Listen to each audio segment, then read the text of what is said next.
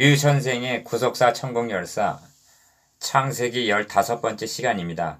제목은 대적을 아브라함에게 붙이신 하나님. 말씀은 창세기 14장 1절에서 24절까지 말씀입니다. 14장은 성경에 등장하는 최초의 전쟁 이야기인데 사왕과 오왕이 싸우는 내용입니다. 그런데 아브라함이 전쟁에 개입하게 된 것은 소돔으로 내려갔던 조카 롯이 사로잡혀 갔고 재물까지 약탈당했기 때문입니다. 이 점에서 놓치지 말아야 할 점은 14장의 문맥이 데라의 족보는 이러하니라. 데라는 아브람을 낳고 11장 27절. 고한 여섯 번째 톨레도트 안에 들어있는 기사라는 점입니다. 이것은 무엇을 의미하느냐 하면 14장의 중심 주제가 롯은 곁다리고 중심 측은 아브라함에게 맞춰져 있음을 말씀해 줍니다. 그러면 14장을 통해서 말씀하려는 바가 무엇인가? 첫째 단원 1에서 12절 사왕과 오왕의 전쟁. 당시에 시날왕 아무라벨과 엘라살왕 아리옥과 엘람왕 고달라오멜과 고임왕 디다리, 소돔왕 베라와 고모라왕 비르사와 아드마왕 시납과 스보임왕 세메벨과 벨라 곧 소아랑과 싸우니라. 14장 1절에서 2절. 14장은 당시에 이렇게 시작하고 있습니다. 당시란 어느 때를 가리키는가? 아브라함을 떠난 롯은 장막을 옮겨 소돔까지 이르러. 13장 12절. 소돔에 살고 있을 때요. 롯을 떠나보낸 아브라함은 장막을 옮겨 마므레 상수리 숲에 이르러 거하며 거기서 여호와를 위하여 단을 쌓고 있던 당시를 말합니다. 12장 18절. 그리고 좀 더 넓은 문맥의 당시란 그러므로 그 이름을 바벨이라 하니 이는 여호와께서 거기서 온 땅의 언어를 혼잡하게 하셨음이니라.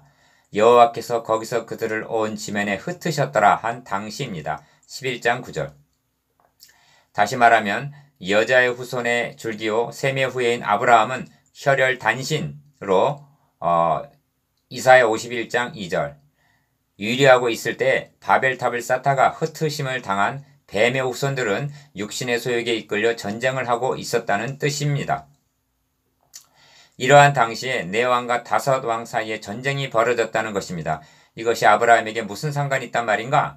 전쟁통에 롯이 포로가 되었고 재물까지 빼앗겼기 때문입니다. 이 점에서 생각하게 되는 것은 세상에 깊이 빠져 들어갔던 롯은 전쟁에 휘말려 들었으나 그러나 헤브론에 거하며 여호와께 단을 쌓았더라 한 아브라함에게는 아무런 영향을 미치지 못했다는 점입니다. 이 점에 대해 신약성경은 그러나 지족하는 마음이 있으면 경건이 큰 이익이 되느니라. 우리가 세상에 아무것도 가지고 온 것이 없음에 또한 아무것도 가지고 가지 못하리니 우리가 먹을 것과 입을 것이 있은즉 족한 줄로 알 것이니라. 부하려 하는 자들은 시험과 올무와 여러 가지 어리석고 해로운 정욕에 떨어지다니 그 사람으로 침륜과 멸망에 빠지게 하는 것이라 하고 말씀합니다. 디모데전서 6장 6절에서 9절. 둘째 단원 13절에서 16절 사로잡혀간 롯. 도망한 자가 와서 히브리 사람 아브라함에게 알리니 그때에 아브라함이 아모리 족속 마므레의 상수리 숲을 근처에 거주하였더라. 마므레는 에스골의 형제요 또 아넬의 형제라.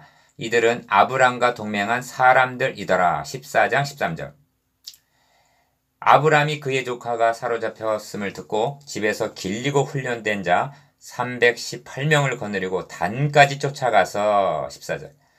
그와 그의 가신들이 나뉘어 밤에 그들을 쳐부수고 다메섹 왼편 호박까지 쫓아가 모든 빼앗겼던 재물과 자기의 조카 롯과 그의 재물과 또 부녀와 친척을 다 찾아왔더라 합니다. 15절 16절.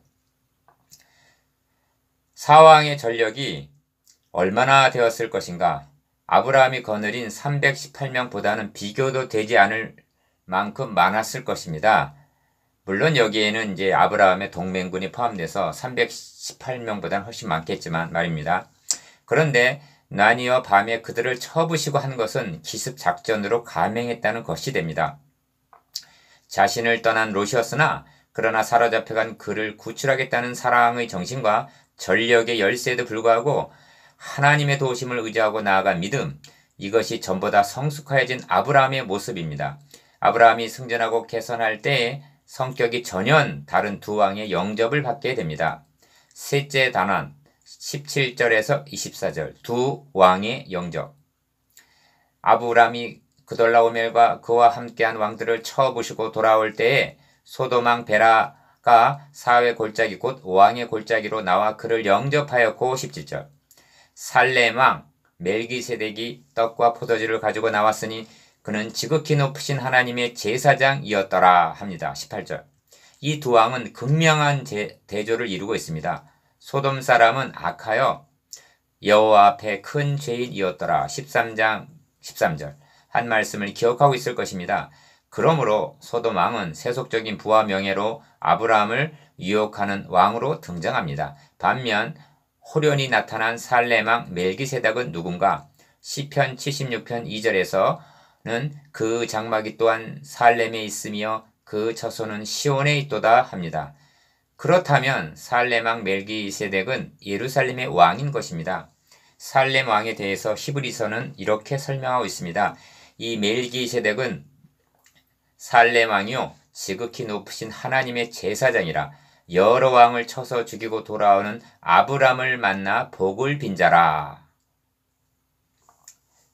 1절 말씀하면서 그 이름을 해석하면 먼저는 의의 왕이요 그 다음은 살렘 왕이니 곧 평강의 왕이요 아버지도 없고 어머니도 없고 족보도 없고 시작한 날도 없고 생명의 끝도 없어 하나님의 아들과 닮아서 항상 제사장으로 있느니라.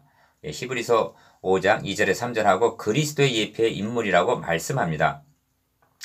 이제 아브라함은 두 왕을 함께 소유할 수는 없고 양자택일하지 않으면 아니 됩니다. 소돔 왕은 아브라함에게 명예와 재물과 영광과 부귀영화를 받으라고 제시합니다. 반면 살렘 왕 멜기세덱은 영광을 받으셔야 할 분은 아브라함이 아니라 하나님이시라고 너희의 대적을 내 손에 붙이신 지극히 높으신 하나님을 찬송할지라 하고 하나님께 영광을 돌립니다. 20절 또한 그날의 진정한 영웅은 아브라함이 아니라 천지의 주제시오 지극히 높으신 하나님 19절 이 심을 아브라함에게 일깨워주고 있습니다. 그럴 경우 형제라면 어느 편을 택하셨겠습니까? 만일 아브라함이 소돔 왕을 택하였다면 그것은 세속하여 타락을 의미합니다. 그리고 그 종말은 소돔 고모라의 멸망과 함께 사망으로 끝나게 될 것입니다. 실 한 오락이 하나도. 소돔 왕은 말합니다. 사람은 나에게 보내고 물품은 네가 취하라. 21절 아브라함이 소돔 왕에게 이르되 천지의 주제이시오 지극히 높으신 하나님 여호와께서 내가 손을 들어 맹세하노니 너의 말이 내가 아브라함으로 치부하게 하였다 할까하여 내게 속한 것은 실 한 오락이나 들매끈 한 가닥도 내가 가지지 아니하리라 하고 이런직하에 거절하고 맙니다. 22절에서 23절 조카 롯에게 내가 좌하면 나는 우하고 내가 우하면 나는 좌하리라 하고 우선권을 포기했던 아브라함은 이번에는 그 많은 전리품을 포기하고 맙니다. 롯을 타락하게 만든 소돔은 이제 아브라함까지 자기 편으로 끌어들이려고 유혹하고 있는 것입니다. 그러므로 거절한 이유가 무엇인가를 주목해야만 합니다. 너의 말이 내가 아브라함으로 치부하게 하였다 할까 하여 라고 말합니다. 이는 하나님께서 내가 너로 큰 민족을 이루고 너에게 복을 주어 너의 이름을 창대하게 하리니 너는 복이 될지라. 창세기 12장 2절 라고 하신 하나님의 언약과 결부가 되는 말입니다. 아브라함은 소돔 왕에게 이렇게 말한 셈입니다. 나는 하나님의 택하심을 받은 사람이다. 소돔 왕, 네가 주는 복이 아니라 하나님께 주시는 복을 받을 것이다. 이 말을 듣는 소돔 왕이 얼마나 부끄러웠을 것인가. 반면 아브라함이 소돔 왕이 주는 전리품을 받았다면 그리하여 소돔 왕으로 하여금 내가 아브라함으로 치부하게 하였다 하고 말하게 했다면 하나님의 이름과 영예는 어찌 되었을 것인가를 생각하시기를 바랍니다. 애굽에 내려가 아내 사라를 바로에게 내어준 대가로 양과 소와 노비와 암수나기 약대를 얻었던 창세기 12장 16절 아브라함과는 얼마나 다른 모습을 보여주고 있습니까? 아브라함은 나가서 전쟁에만 승리한 것이 아니라 돌아온 후 사탄의 유혹에 대해서도 승리한 것입니다. 아브라함에게 복을 주옵소서. 반면 살레망 멜기세덱은 아브라함에게 축복해 줍니다. 천지의 주제시오 지극히 높으신 하나님이여 아브라함에게 복을 주옵소서. 그리고 너의 대적을 너의 손에 붙이신 지극히 높으신 하나님을 찬송할지로다 하고 하나님께 영광을 돌립니다. 19절에서 20절. 그런 후에 아브라함에게는 떡과 포도주를 줍니다. 떡과 포도주를 주님께서 말씀하신 떡과 포도주의 그림자로 여긴다면 성찬은 대적과 싸워 승리한 전사들이 받는 것이라는 깨달음을 얻게 됩니다. 선한 싸움이 없이 받게 되기 때문에 그 간격을 모르게 되는 것입니다. 축복을 받은 아브라함은 그 얻은 것에서 10분의 1을 멜기세덱에게 주었더라 하고 말씀합니다. 20절. 성경에서 11조가 여기서 처음 언급되고 있는데 이것은 한해 신앙 고백이었던 것입니다. 11조의 의미를 축복과 결부에서 생각하는 것은 낮은 차원입니다. 11조를 드림은 하나님께서 나의 주가 되시고 내 가정의 주가 되심을 인정하고 모든 것이 하나님께로 왔음을 고백하면서 10분의 1을 통하여 전체를 드린다는 신앙 고백인 것입니다. 아멘. 그리고 아브라함이 소돔 왕에게 말한 내가 마땅히 전리품을 취할 권리가 있지만 만일 그렇게 한다면 당신은 틀림없이 뒤에 가서 내가 아브라함으로 부자 되게 하였다고 말할 터이니 그렇게 되면 나에게 축복해 주신 하나님께 돌려야 할 영광이 당신에게로 돌아갈 것이 아니오. 그래서 나는 당신이 주는 것은 실오라기 하나도 취하지 않겠소. 이렇게 말할 수 있는 것은 오직 하나님만 영광 받으시고 그 이름만이 거룩히 여기심을 받으시옵소서 하는 또 하나의 신앙 고백인 것입니다. 아브라함에게 애굽의 연단이 없었다 해도 이처럼 성숙한 신앙의 모습을 보여줄 수가 있었을 것인가? 반면 세속화된 롯에게는 소돔을 떠나라는 경종이었다는 점도 잊지 마십시오. 그러나 롯은 떠나지 않았습니다. 적은 수로 내 왕의 큰 무리를 물리치고 승리하게 하신 이것이 아브라함이 두 번째로 맛보게 된 하나님의 선하시며 의의 말씀에 대한 경험이었습니다. 14장을 통해서 우리에게 계시해 주신 하나님은 천지의 주제시오 지극히 높으신 하나님, 성도를 해하려는 대적을 우리 손에 붙이시는 찬송받으실 하나님이십니다. 영광을 받으셔야 할 분은 오직 하나님이십니다. 적용 묵상 질문. 첫 번째, 롯이 전쟁에 말려들게 된 원인이 어디에 있습니까? 두 번째, 아브라함의 신앙 성숙을 말해 보십시오.